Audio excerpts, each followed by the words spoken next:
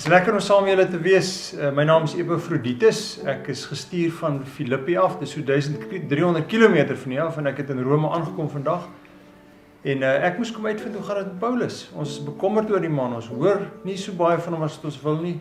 En ek is op soek na die tronkbewaarder en lyk my hulle het my na hom toe gevat. Kom ons hoor gou wat sê hy. Jy is mos die tronkbewaarder hier in Rome, nie? Ja, nee, ek is so 'n paar jaar al hierso.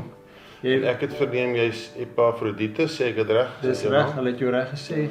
Ja. Ek wil net hoor man, jy werk nou met groot kriminele sien ek en so aan. Paulus, lei die naam 'n klokkie, is hy dalk hier by julle? Sure. Almal weet van Paulus. Hy het verskriklik moeilikheid gemaak. Die kerk is woedend vir hom. En hy is nou 'n gevangene by ons. En ek dink hy het groot moeilikheid. Jy het 'n bietjie inside information, sê vir my hoe groot is sy moeilikheid? Dink jy wanneer behoort hy vry te wees? So ek is nou 'n paar jaar betrokke en die ouens praat maar met my wat in die tronk is en dit lyk vir my hy gaan ten minste 5 jaar sit. Die kanse vir doodstraf is baie goed ook. So dis 'n spanning wat hy nou moet saamleef in die tronk. Is jy ernstig? Watter tipe mens is hy? Is hy 'n aggressiewe ou? Hoe sou jy sê? Sure. Ek wil die gemeenskap en ek wil die regsbank het besluit hy is 'n misdadiger.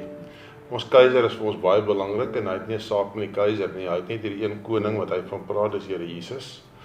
En dit het hom in die moeilikheid gebring, maar wat my verstom, hy's nie 'n moeilikheidmaker nie. Dit wat ek van hom leer ken het, dis vreemd man. Die ou sit met hierdie spanning van 'n moontlike doodstraf. En hy sing partykeer die nagte. So iets van hom fascineer my. Ek verstaan dit self nie mooi nie. Dis interessant, hy het 'n slag in Filippi ook gesing. Dis nou interessant. Ja. So jy dink nie as hoop vir hom nie? Suiwer uit 'n oogpunt van die reg, dink ek is dit vir hom nag, dis gaan van donker wees, dink ek. Sure. Maar iets in die man laat hom lewe op 'n manier wat ek regtig baie nie verstaan nie, wat my eintlik verstom. Ek is eintlik geïnteresseerd in hierdie spesifieke gevangene Paulus. Ek waardeer jou tyd. Sien my na hom toe kan vat. Ja, nee goed. Hy mag 'n paar besoeke per dag self skryf. Hy skryf plek in sy plek waar hy toegesluit word, maar ons laat vir hom toe om ons te ontvang. Jy kan al hier met hom gesels. Paulus, is ek nou verras om jou te sien. Broeder, lekker om jou te sien. Hoe gaan dit met jou, jong? Ek moet bieg, dit is moeilik hier in die tronk. Ek het baie maklike dae gehad in my lewe. Hierdie is my challenge. Is jy bewus daarvan dat dit nie so eenvoudig kan gaan met jou hofsaak nie? Ek het so 'n bietjie gerug gehoor. Ek dink ek gaan baie lank hier wees. Wat doen dit aan jou? Is jy moedeloos, bang? Uit my fisiese oog sien ek nie 'n uitkoms nie. Maar ek voel asof die lied in my hart net al hoe sterker brand. Wat laat jou so sê? Die Here Jesus natuurlik. Hy's by my konstant. Hier in hierdie tronk sien ek hoe werk hy. Het jy nog 'n bietjie blydskap? Ek meen, wat maak jou bly? Ek dink die enigste ding wat my nou bly maak is die wete dat ek nog gebruik is deur hom. Die briewe wat ek skryf vir my broers en susters in die ander kerke. Ek wil hulle net help so ver soos wat ek kan. En dit bring my die grootste geluk.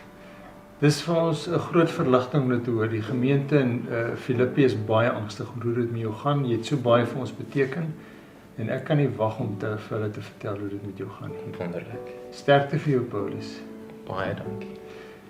Ons gaan vandag lekker kyk na 'n gedeelte in Filippense 1 wat die agtergrond gee vir Paulus se vreugde, hoekom dit so is.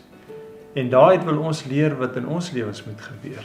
Dat ons vreugde nie is omdat daar rede is daarvoor nie. Dis nie iets wat van buite kom nie, dis iets wat van binne kom.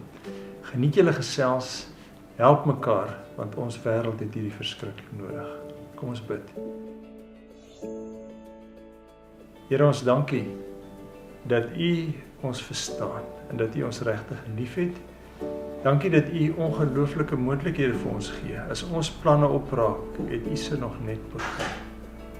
Dankie vir die wonder van die evangelie, die goeie nuus ten spyte van ons omstandighede. Help ons om mekaar se hande te vat. Help ons om met nuwe oë na U te kyk. Amen.